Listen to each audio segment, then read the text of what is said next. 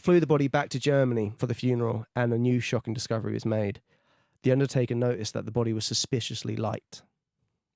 Oh, God. They discovered that the brain, heart, lungs, liver, pancreas, glands, right kidney, bladder, prostate, stomach, small intestine, and all other organs were gone.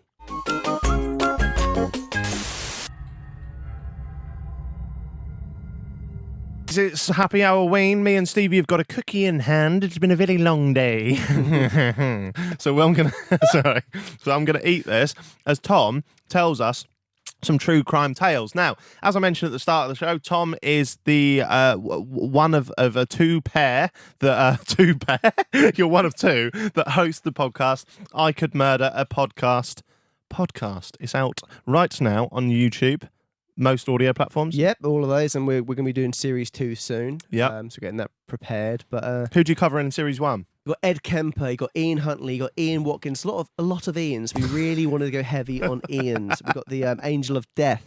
We've got the Casanova, the Vegas shooter, the Vegas killer. You were very keen for us to cover that. Yeah, so, it's a story that's fascinated me. Now, Tom, what is we may do a couple, but what's the first true crime story you got for me today as I munch this cookie? I don't want to give away. If I said the actual title that was attributed to it, it'll give it away too much. So I'm just going to call it The Case of Mike Mansholt. Oh, okay. Have you heard this, Stevie? No. I'm looking forward to it. I'm going to enjoy my cookie whilst he tells it. Okay, so this is in 2016, which I felt I should have known about this, but I didn't. So 2016, Mike Mansholt was a 17-year-old German boy, and he had a thirst for adventure. And it was the summertime, and he wanted to explore. So him and his missus went off to Malta by themselves. They thought, why not? And his parents were like, you're 17, but you're trusted, you're responsible. We'll let you go. So he went off with his girlfriend. She stayed there for a week with him. Then she went back home. He stayed there by himself. Mike was very into his photography, into his, as I said, adventures, exploring caves and whatnot. So he had a camera, he had a GoPro. He would like to kind of just do extreme sports, cycle around, and all this stuff. Mm-hmm. So his parents weren't worried. They knew where he was. Did they know that he was going to stay there later? Yeah. Okay. Yeah, but they trusted him, and as I said, it wasn't too far away from where they were, and they all went on a lot of holidays together, and they just knew Mike was a good lad, got a good head on his shoulders. Mm-hmm. So they got a little bit worried because they hadn't heard anything from him, and they were a bit like, okay, that's a little bit strange, but he's still a young lad. He could have lost his phone. That's not too crazy to think. But then when his plane arrived without him on the seat, that's when they started going, okay, this is strange, because no phone, not on the plane. That's when you start getting worried. Obviously, he could have just missed his plane, so they thought, okay, that could happen. But when he didn't turn up 4 days later... The plane combined with them not answering the calls, that's reason for concern, right? Exactly, yeah. His dad was getting very, very terrified, and then his mum basically was like, I'm going to call the police. Where's this lad from, I think? Germany. Oh, yeah, okay, right. Sorry, yeah, no, you know what I'm like. Brain like a sieve. So his mum was like, we're going to call the police and get this sorted. The mum rang the police, and the police officer said something which was quite bizarre, that Mike had already been reported missing before the parents had called. Which they're like, that's strange. And the police officer was like, yeah, it is a bit odd. So he was there by himself. The girlfriend had gone. But basically, because the hotel hadn't seen him for 4 days, the bike he had hired, he hadn't returned. They did a police report about that, and they linked the two together, and it's like, he hasn't been seen. What's going on? So the parents got really panicky. They flew to Malta and to his brother to kind of go there and look and kind of help with the police. Malta's not always been the most politically stable, and there's been some corruption and things like that going on in Malta. So it's kind of it's not the easiest place to get clear answers. So they went out there and hunt for their boy. So days later, after tirelessly searching the whole area, an anonymous tip said the body had been found on the island. Oh, shit. So immediately, anonymous tip as well. You're like, okay. Yeah. Always makes it a bit creepier. His father and brother rushed to the cliffs where there's already press surrounding the whole area. There's just full of press, and there's the police there, and they're obviously the heart in their mouth. They're really worried what's happened here. Mm-hmm. The police didn't let them go through because obviously they're dealing with the body. They don't know yet if it is him. But eventually, after 20 minutes, Dad was like, I need to go. Sorry, can I just say something, right? These are real stories, aren't they, right? Are you about to say about his makeup? I've been thinking it the whole time. We're undermining it. But... Yeah. It's really strange because I was looking at you for ages. You're telling it really well, and we're trying to be really articulate about this. Like his dad was hot in the mouth. And you're dressed like a...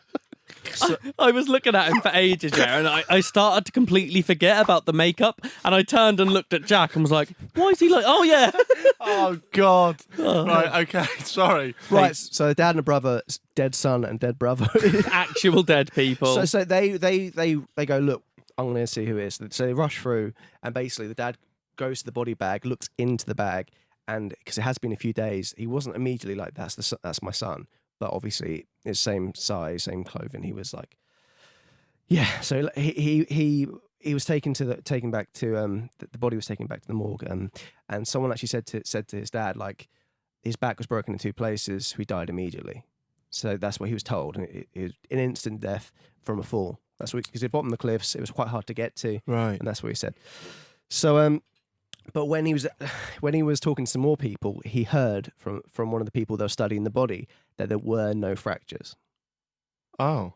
So it's just one of the police has said to him, instant death, but then he was actually told by the people like studying the body properly, there's no fractures whatsoever. Wow. And Mike was really, as I said before, he was into his filming. He cycled with a GoPro. The body, and he was told by one of the policemen the GoPro was on the body, on the belt. But when he asked for the camera and the footage back, he refused the GoPro. He was never given the GoPro back. When he was given the camera, the SD card was broken.